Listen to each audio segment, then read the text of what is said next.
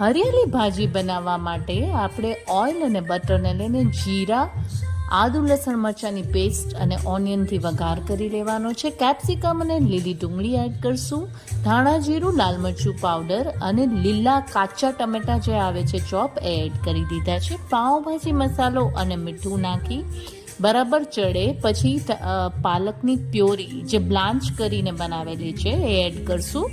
તમારા મનપસંદ વેજીટેબલ્સને બોઇલ કરી અને એડ કરી દો.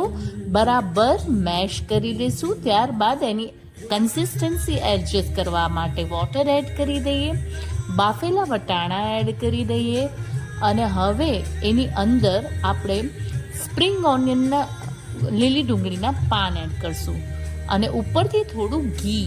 યસ, મને બટરની બદલે આની સાથે ઘીનું કોમ્બિનેશન ગમે.